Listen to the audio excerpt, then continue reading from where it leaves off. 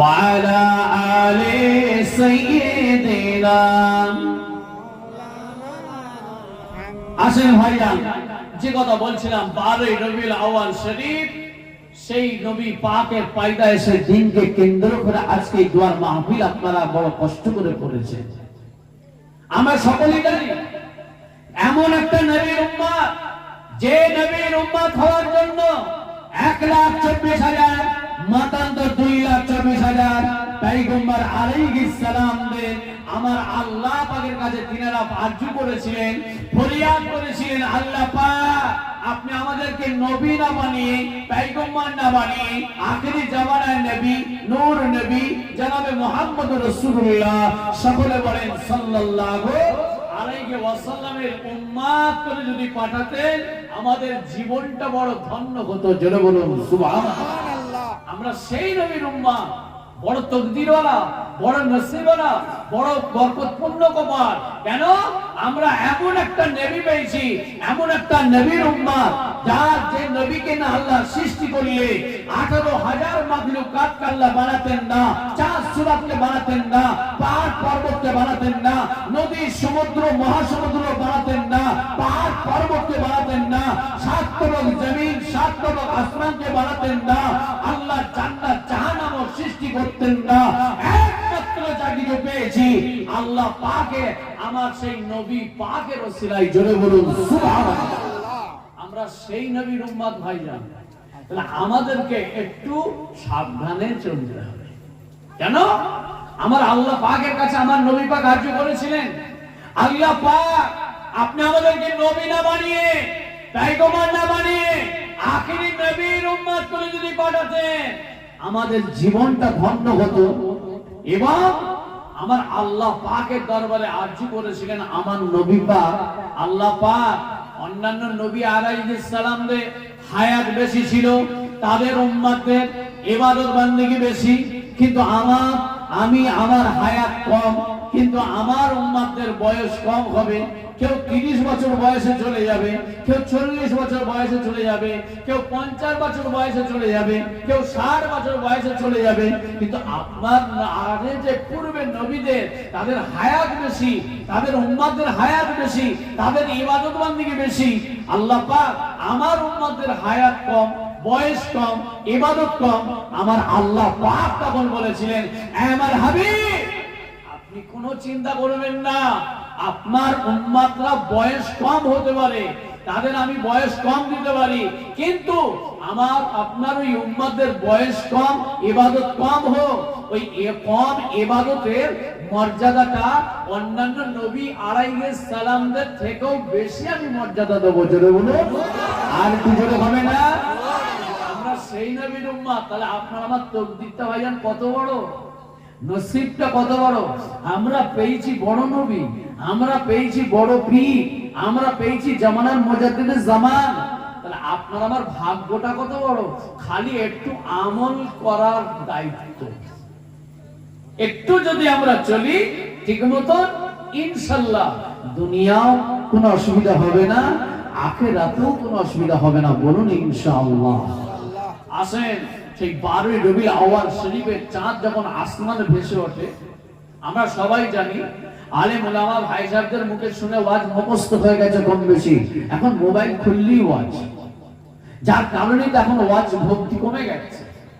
রাসূল পাক সাল্লাল্লাহু আলাইহি সাল্লাম কে যখন আল্লাহ দুনিয়ায় ভূমিষ্ঠ করবেন, দিন আল্লাহ পাকের কাছে আরজু করলেন, রাত আল্লাহর কাছে আরজু করলেন, আল্লাহ পাক এমন একটা টাইমে পাঠালেন দুনিয়া জমিনে আমার নবী পাককে, যে সুবে সাদেকের সময় না রাতের কষ্ট হলো, না দিনের মনে কষ্ট হলো। সুবে সাদেকের সময় হযরতে মা আমেনা রাদিয়াল্লাহু তাআলা জিন্ন কুটিরটা আমার আল্লাহ আলোয় আলোকিত করেছিলেন। জোরে বলুন সুবহানাল্লাহ। সেই নবী পাক সাল্লাল্লাহু আলাইহি ওয়াসাল্লাম বলছেন হাদিস শরীফে, আমার আগে মহাশয় দরুদ সম্পর্কে বললেন, আমার নবী পাক বলছেন কিতাবুল আওরাত কিতাবের ভিতরে পাওয়া যায়, আমার নবী পাক বলছেন চাঁদ যখন আসমানে 12 রবিউল আউয়াল শরীফের মাসটা যখন শুরু হয়, যদি কোনো আমার উম্মত ওই বার্তা চাঁদ ওঠার সঙ্গে সঙ্গে শুরু থেকে আমার উপরে দরুদ শরীফ কমপক্ষে 10 বার, এবং যদি 100 বার, যদি 1000 বার, যদি 12 দিন পড়তে থাকে, আমি রাসূলুল্লাহ বলছি তার সঙ্গে আমি রাসূলুল্লাহ জিয়ারত সাক্ষাৎ করা ওয়াজিব হয়ে যায়। জোরে বলুন সুবহানাল্লাহ। তো আমরা সেই রাসূলে পাকে ভালোবেসে আমরা দরুদ শরীফ পড়ি। অনেকে বলে ও মুনি সাহেবরা ভুলে যায়, ফের মনে করার জন্য দরুদ শরীফ পড়ে। আল্লাহ নবী দো জাহানের বাদশাহ হাবিবুল্লাহ জনাবে মুহাম্মদ রাসূলুল্লাহ সাল্লাল্লাহু আলাইহি ওয়াসাল্লাম, ও ভাইয়ারা আমার নবী পাক হাদিস শরীফের ভিতরে বললেন ইন্না আওলান নাস বিআকসারুহুম আলাইহিস সালাম, যে ব্যক্তি আমি রাসূলুল্লাহর উপরে সর্বদা 24 ঘন্টা আমার উপরে দোষী আমল করবে, আমি রাসূলুল্লাহ বলছি কিয়ামতের ময়দানে মাহশরের ময়দানে আমি রাসূলুল্লাহ আমার এই উম্মতির জন্য আমি রাসূলুল্লাহর উপরে ওয়াজিব হয়ে যায় তার জন্য সুপারিশ করা। জোরে বলুন সুবহানাল্লাহ। আকসারুহুম মানে 24 ঘন্টা সর্বদা। এখন সর্বদাই তো দূরের কথা, এখন বসেছি কলে পড়ে কলমা পড়া, তাহলে সবাই না, সবাই না। আমরা এমনও মানুষ এখানে আছি যারা এক ওয়াক্ত নামাজও পড়িনি, কিন্তু এসে বসেছি কার ভালোবাসায়? কার ভালোবাসায়? আমার নবী পাকের ভালোবাসায়। নামাজ পড়তে পারি কিন্তু আমার নবী পাককে মহাব্বত করি, ভালোবাসি। মহাব্বত ভাই আলাদা জিনিস, ভালোবাসা আলাদা জিনিস, পয়সা দিয়ে বাজারে কিনতে পাওয়া যায় না।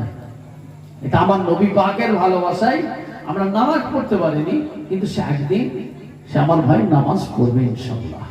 জুম্মার নামাজ পড়তে পারি না, কিন্তু পড়তে হবে, কারণ পরপর জুম্মা 3 জুম্মা যদি কেউ ছেড়ে দেয় না ভাইজান, কঠিন গুনাহগারে সে লিপ্ত হয়ে যাবে। এমনও না হয় যেন জুম্মার নামাজ না ছাড়ে, 5 ওয়াক্ত পড়তে পারেন না, কিন্তু জুম্মার নামাজ কোনোদিন ছাড়বেন না। চেষ্টা করবেন সব সময় জুম্মার নামাজ আদায় করা, এবং 5 ওয়াক্ত নামাজের ভিতরে 1 ওয়াক্ত পড়ার চেষ্টা করবেন, ইনশাআল্লাহ আস্তে আস্তে হয়ে যাবে। আল্লাহুম্মা